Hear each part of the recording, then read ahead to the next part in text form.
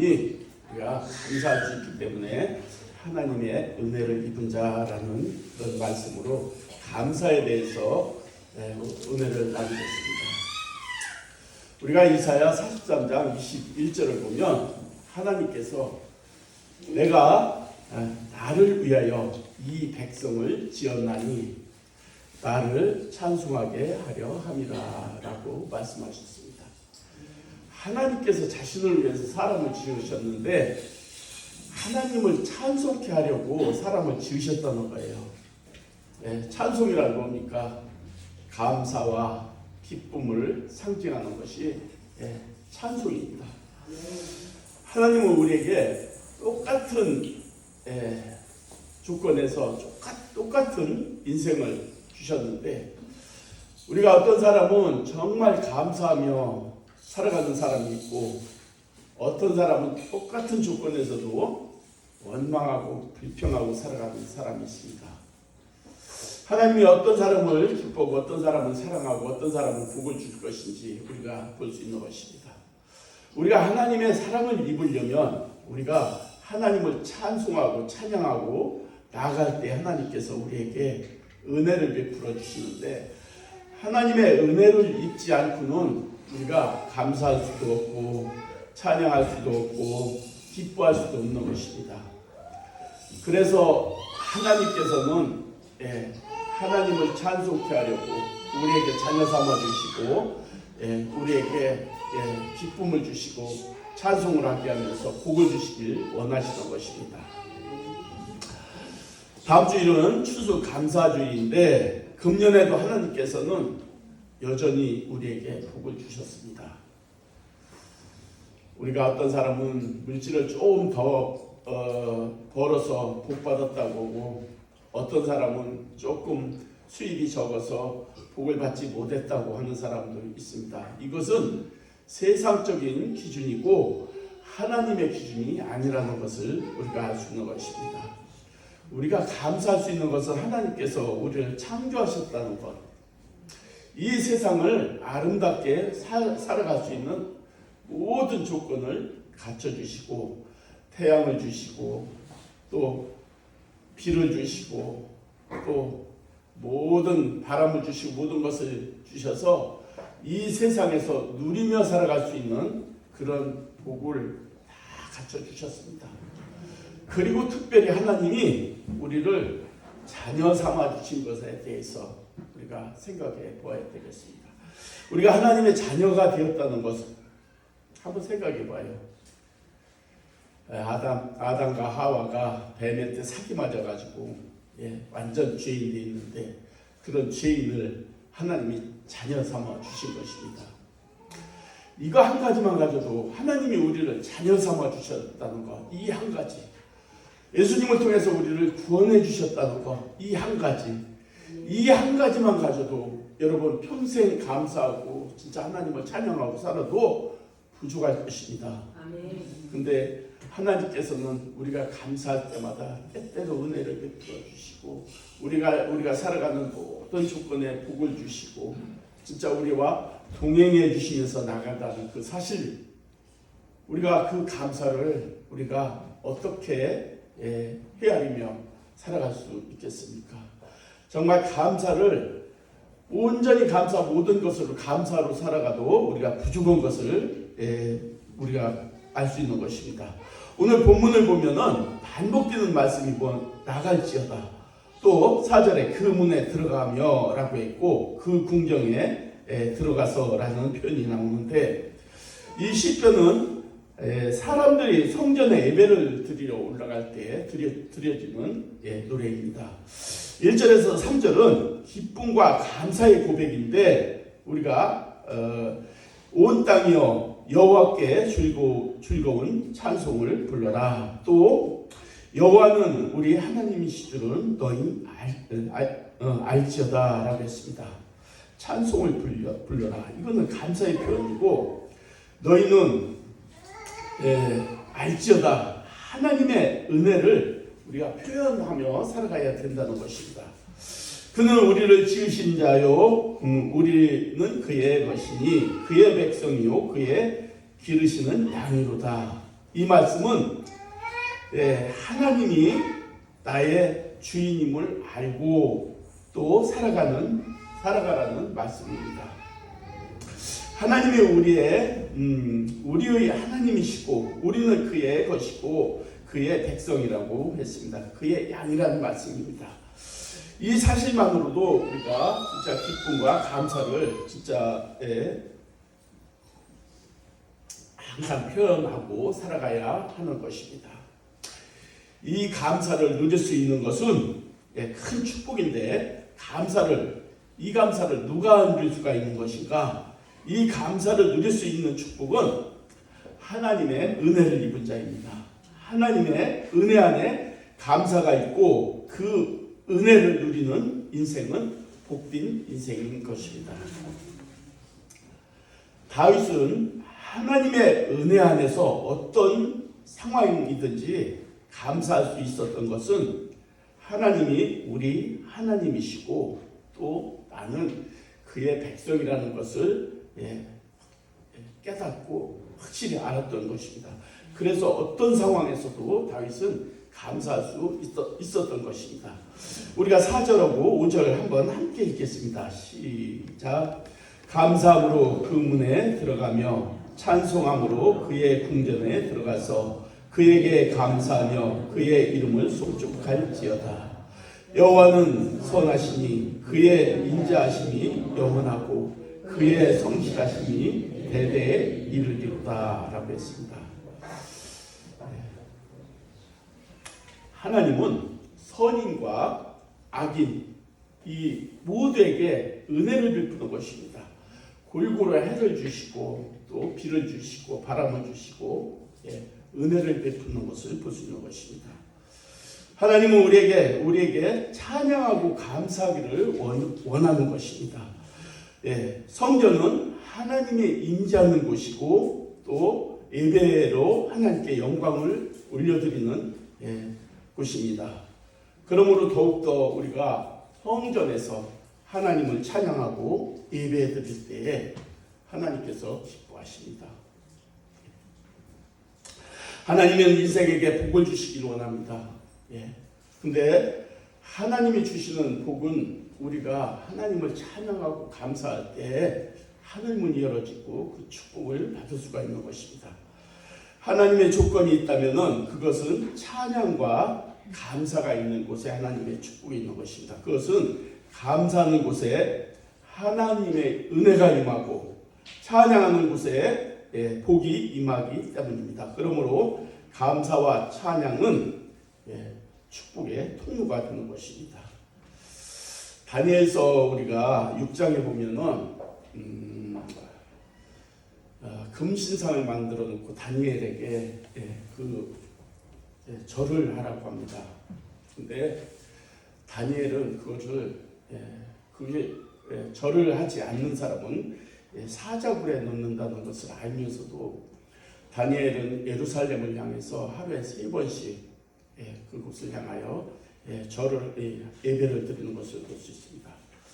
하나님께서는 어떤 상황에서든 하나님을 향해서 진짜 예배를 드리고 하나님을 향한 사람에게는 하나님께서 지켜주시고 보호하여 주신다는 것을 볼 수 있는데 다니엘이 그렇게 했을 때 하나님께서 진짜 사자의 입을 막으시고 지켜주시고 보호하여 주시는 것을 볼 수 있는 것입니다.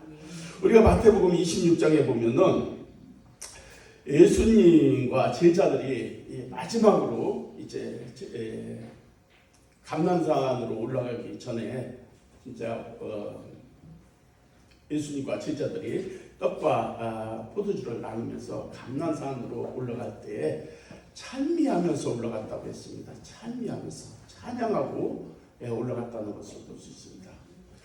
우리가 그런 상황을 볼 때 예수님께서 진짜 십자가를 지시려고 이제 예루살렘으로 올라갈 때 사람으로 생각하면은 정말 그 찬양이 나올 수가 없는 상황이고 그런 상황에서 함께 찬양하고 올라갈 수 있었던 것은 예수님께서 십자가를 지시고 또 부활하시고 우리를 구원하신다는 그런 기쁨을 가지고 정말 그 고통을 감당할 수 있는 그런 그 믿음을 가지고 진짜 은혜로 진짜 하나님 앞에 찬양하며 나갔다는 것을 알 수 있는 것입니다. 성경은 감사하고 찬양하라고 강조하는데 성경을 보면 감사하고 찬양하라고 여러 곳에서 나왔는데 골로새서 3장에 보면은 그리스도의 평강이 너희 마음을 주장하게 하라. 너희는 평강을 위하여 한 몸으로 부르심을 받았나니 너희는 또한 감사하는 자가 되라고 했습니다. 골로새서 16절에 보면은 너희는 감사하는 마음으로 하나님을 찬양하고 하나님 아버지께 감사하라고 했습니다. 데살로니가 전서에도 보면은 항상 기뻐하라, 쉬지 말고 기도하라, 범사에 감사하라. 이것이 그리스도 예수 안에서 너희를 향하신 하나님의 뜻이라고 합니다. 우리가 항상 기뻐하라는 것은 우리가 구원의 은혜를 항상 잊지 말아야 되는 것입니다. 그리고 쉬지 말고 기도하라는 것은 하나님과의 계속 연속되는 교제의 삶을 끊어지지 않도록 하라는 것입니다. 범사에 감사하는 것은 모든 삶 속에서 하나님 앞에 감사하며 살아가는 것이 하나님의 뜻이 되는 것입니다. 또 시편에 보면 여러 곳에서 하나님을 찬양하라고 했는데 성경에 찬양하라는 말씀이 300번 또 감사하는 말이 한 300번 이렇게 나오는데 이 감사는 성경에 우리가 하나님 앞에 어떤 존재인지를 말하고 있는 것입니다. 하나님 앞에 내가 과연 어떤 존재인가 이것을 알 때 우리는 감사하고 찬양할 수뿐이 없다는 것입니다. 특별히 이 감사는 하나님과의 깊은 교제에서 이루어지는 것입니다. 하나님과의 교제가 이루어질 때 하나님께서 우리에게 그런 감사와 찬송을 부어주는 것입니다. 이 감사는 마음, 정신 또 정신, 인간의 가져야 할 가장 기본적이 되는 도리가 되는 것입니다. 그래서 성경은 감사하라, 찬양하라는 것을 강조하고 있는 것입니다.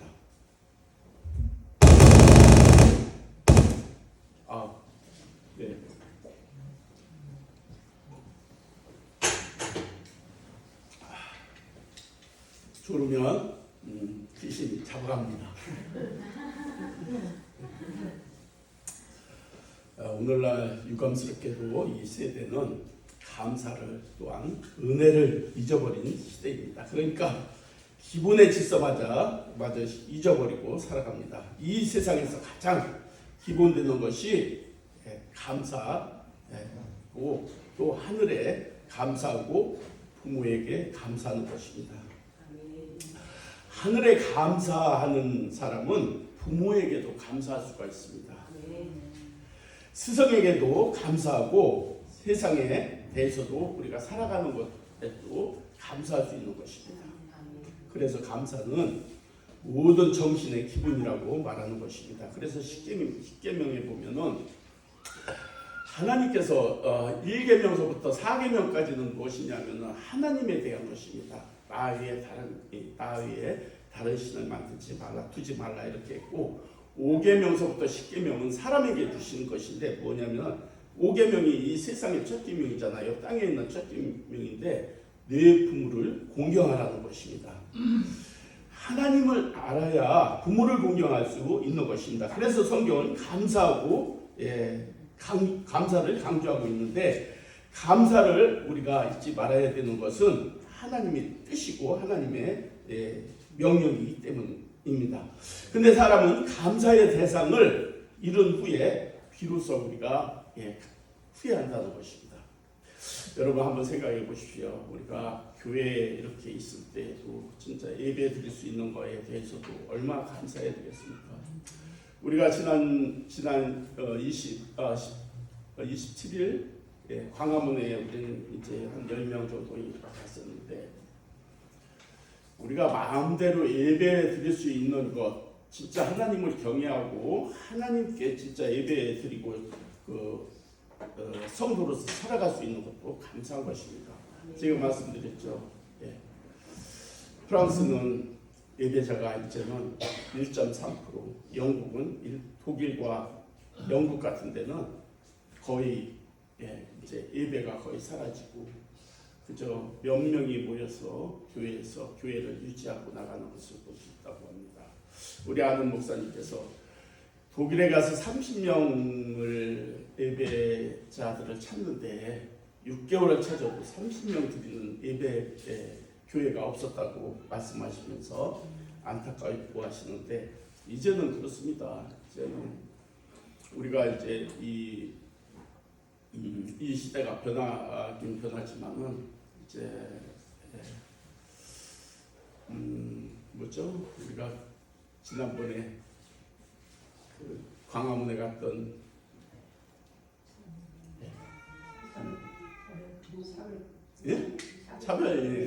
차별금지법, 이게요 정말 우리가 이것을 미국 같은 데는 지금 차별금지법으로 인해서 미국 선진국은 지금 이제 교회가 다 무너졌잖아요.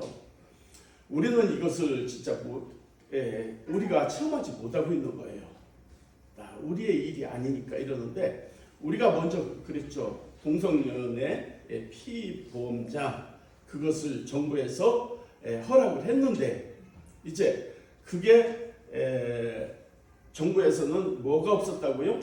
그게 준비된 서류가 없는 거예요. 준비된 서식이 없는 거예요. 그래서 그 차별금지법이 온전히 여기서 그 피부여왕자 그거는 보류가 된 거예요. 다행히. 그래서 이번에 그 10월 27일 날 그 광화문에서 있었던 그 집회가 얼마나 중요한 건지. 우리가 먼저도 얘기했지만은 아들 데리고 와가지고 아빠 나 이 남자랑 결혼을 해놓고 여기서 줄에 서달라고 하고, 이거는 이제는 우리나라가 이거는 지금은 진짜 남의 일 같이 생각하지만은 지금 미국이나 영국, 독일 같은 데 한번 봐봐요.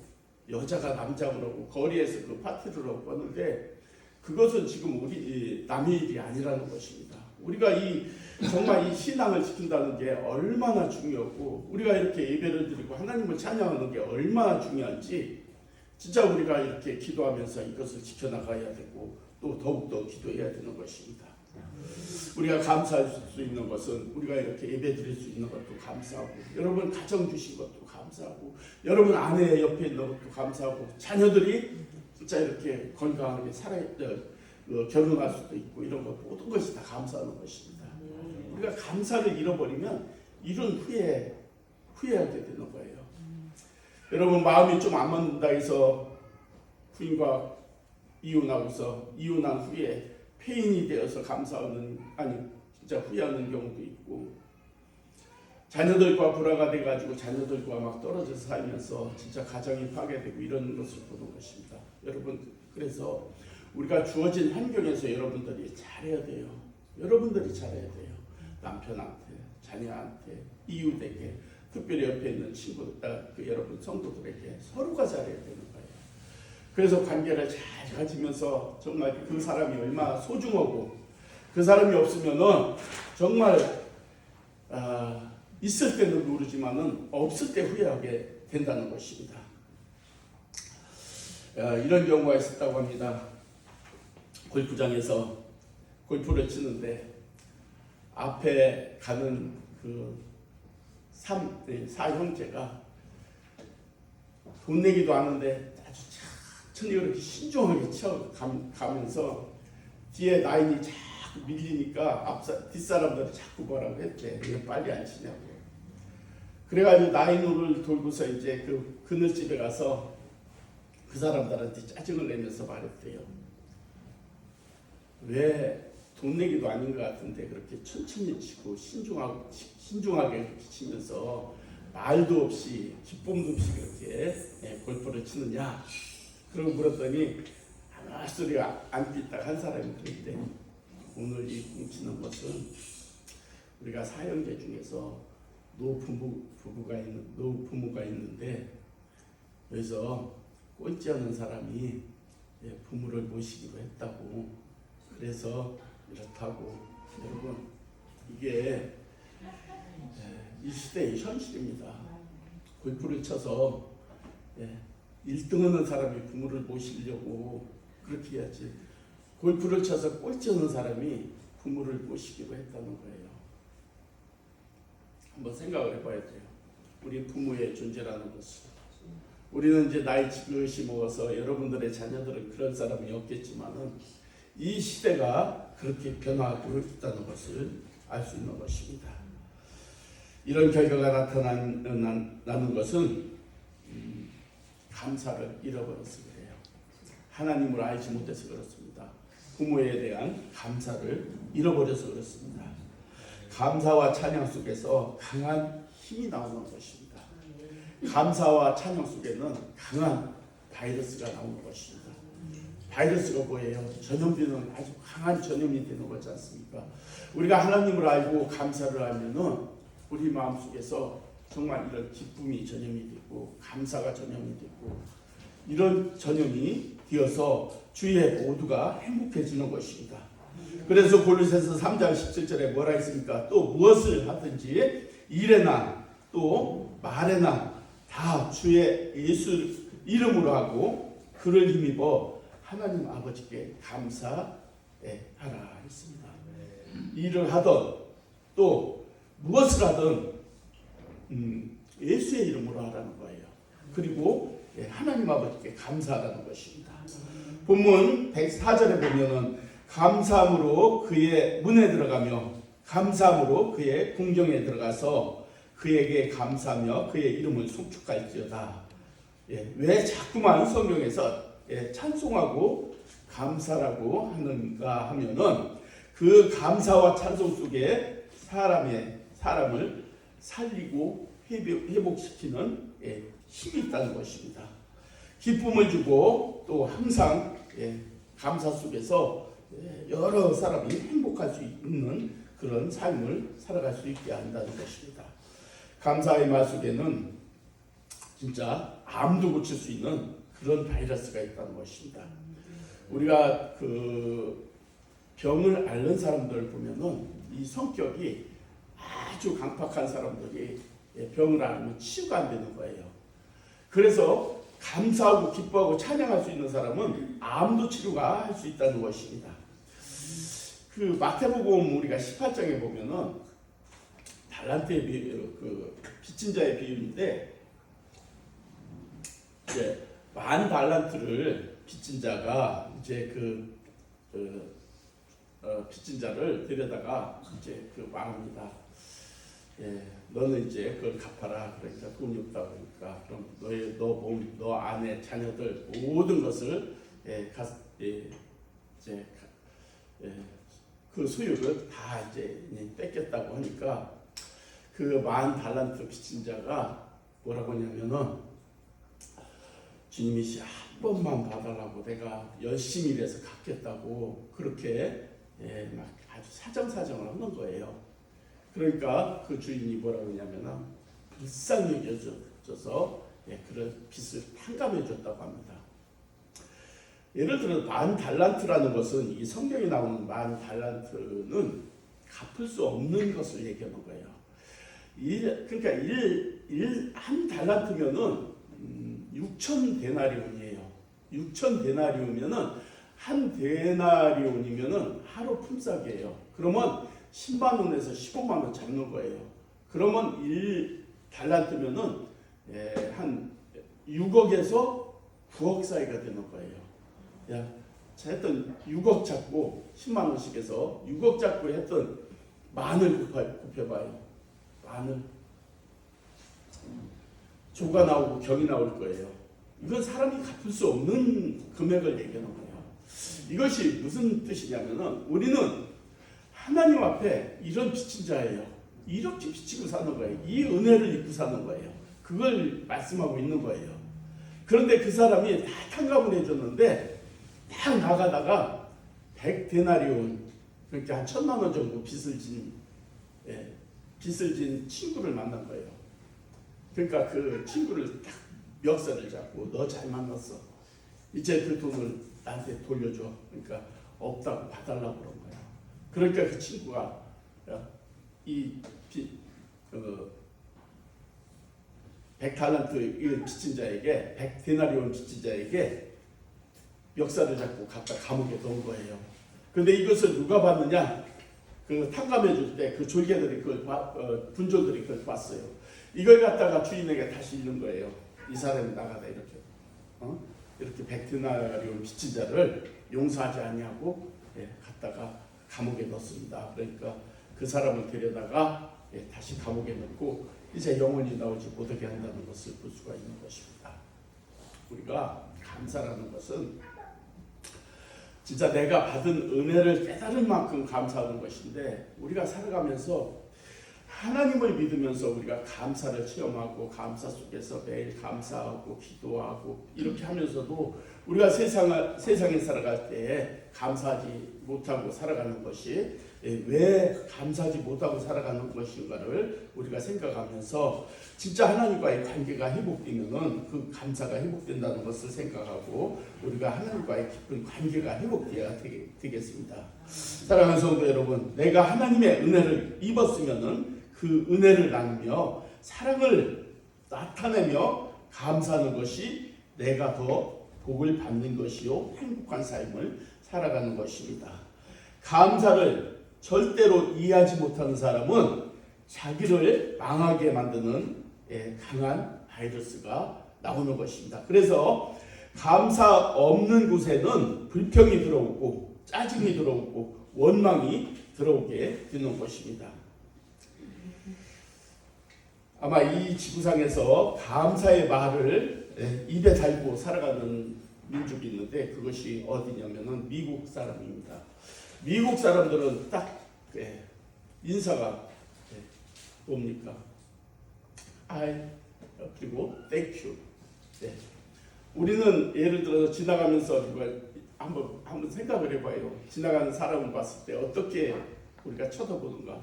저 사람이 인상을 보고 우리가 다 한번 스킨을 하잖아요. 저 사람은 상대방에 대해서. 근데 미국 사람들은 딱 지나가면서 하이 그냥 모르는 아이들 그렇게 인사하잖아요. 그러면 조금만 얘기할 때 땡큐. 이런 감사 속에서 미국의 긍정의 힘이 생겨서 미국이라는 나라는 그렇게 부유한 나라가 되고 또 건강한 나라가 되고 세계를 지배할 수 있는 나라가 된 것입니다. 이게 청교도에서 나온 것이잖아요. 청교도에서 나온 것이 뭐냐면은